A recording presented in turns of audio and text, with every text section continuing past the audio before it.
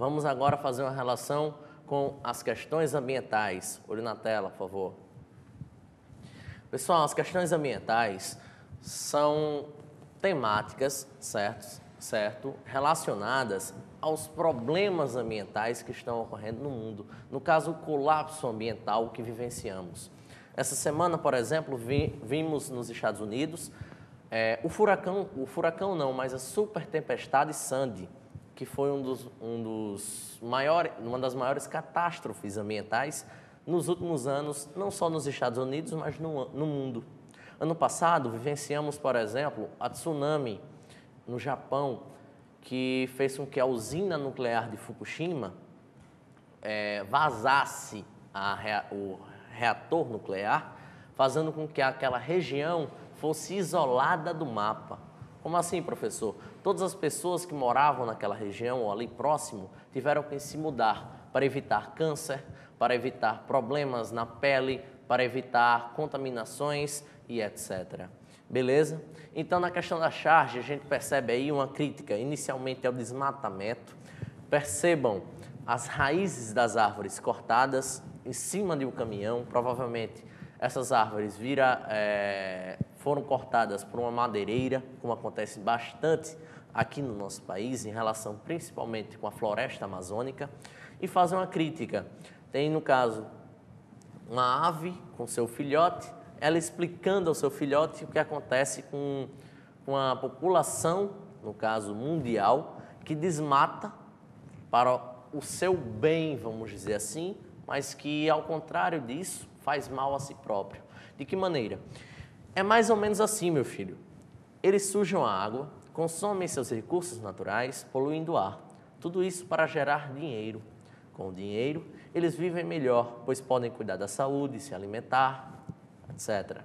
Tá, só não entendi uma coisa. Por que são chamados de racionais? Aqui em mim, por favor. Pessoal, percebam a crítica da ave filhote, certo? Em que maneira, em que sentido nós visamos única e exclusivamente o dinheiro, certo? Fazendo com que esse dinheiro nos dê uma qualidade de vida melhor.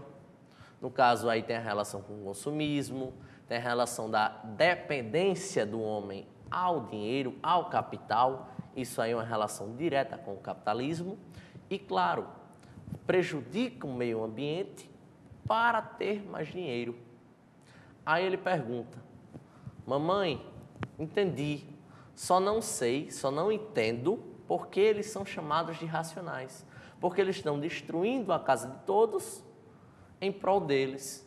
E eles vão morrer do mesmo jeito que a gente, se a casa for destruída. Entendem? Então a charge é brilhante, é muito bem feita, tá certo? E trata de várias questões ao meio ambiente.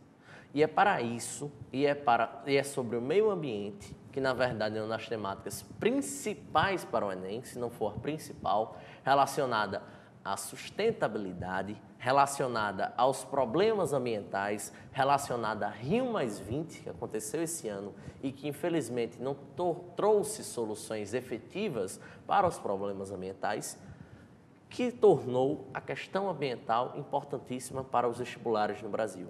Se não for cobrada na prova de redação, com certeza ela será cobrada na prova de biologia e principalmente na de geografia, tá certo? Então, estudem mais, certo, sobre essa temática efetiva, no caso, questões ambientais. Vamos para a segunda, para a imagem, por favor. Segundo o relatório do Instituto World Watch, uma das organizações não governamentais de mais credibilidade no mundo, 2/3 das florestas originais do planeta já foram derrubados. Embora iniciativas bem intencionadas tenham surgido nos últimos 10 anos, as serras vêm agindo com muito mais velocidade. Pessoal, percebam aí nesse gráfico o tamanho da devastação no mundo, do desmatamento no mundo, principalmente nos continentes Ásia e África. Percebam, pessoal, que mais de 70% das florestas asiáticas já foram desmatadas. Ou seja, uma coisa que nós nascemos que já foi criada desde o descobrimento, desde as primeiras civilizações, já existia bilhões de anos, nós, homens, derrubamos em milhares de anos. O que faz com que o mundo, o que faz com que, por exemplo, a temperatura daquelas regiões aumente. O que faz com que a qualidade de vida diminua.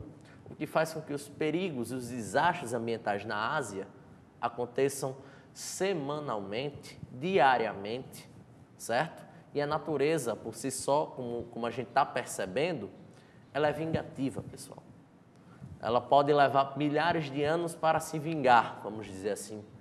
Mas quando vem um desastre, vem um colapso, é muito maior do que o que nós provocamos, tá certo? Então, é um conselho que eu dou, não provocar a natureza. Então, tentemos sempre preservá-la, tá certo? Tá certo? Tentemos sempre preservá-la para mantermos mais tempo na Terra. As principais causas disso são queimadas, expansão dos centros urbanos, construções de estrada, comércio de madeira e extrativismo para fins econômicos, tá certo? Tem a questão do lixo relacionada aos problemas ambientais, ok? Que é uma questão principal, diria assim a você, que é uma questão muito corriqueira e que pode ser cobrada, assim como foi cobrada na prova da Caixa esse ano, no concurso da Caixa, na prova do Enem. E na questão da sustentabilidade, uma solução, talvez a solução principal para acabar com os problemas ambientais, seria relacioná-lo ao capitalismo, tratando dessa maneira o desenvolvimento sustentável, que foi criado ainda na Conferência de Estocolmo há mais de 30 anos, tá certo? Então, fazer uma referência com a sustentabilidade, na minha visão, seria uma solução para as questões ambientais, a solução principal para isso, tá certo? Agora vamos para a última temática, a temática do trânsito. Professor, realmente o trânsito está muito discutido na sociedade? Está muito discutido para se tornar temática do Enem? Sim. O trânsito, pessoal, principalmente na região sul do país, está uma questão caótica. A gente vê diariamente, quem assiste principalmente os noticiários relacionados a São Paulo e Rio de Janeiro, a quantidade de quilômetros de congestionamento. Por exemplo, diariamente em São Paulo, algumas rodovias dela, pelo menos às 8 da manhã, tem entre 20 a 30 quilômetros de congestionamento, que são dados da Folha de São Paulo, certo? O que faz com que horas e horas sejam perdidas pelos trabalhadores, pela população no geral, dentro do trânsito. Uma problemática relacionada também ao trânsito, que justifica todo esse tamanho de veículos, esse número exorbitante de veículos, como carros, motos, é a questão da falta de transporte público. A gente percebe aqui, por exemplo, na Índia, essa imagem eu acho que foi tirada da Índia, a questão do transporte público, o sucateamento, certo, dos ônibus, a questão da lotação, isso lá é explicado pelo contingente populacional. Mas no Brasil, claro, não é dessa maneira. Mas no Brasil nós vivenciamos a falta de um transporte público, não público, um transporte de massa, de qualidade.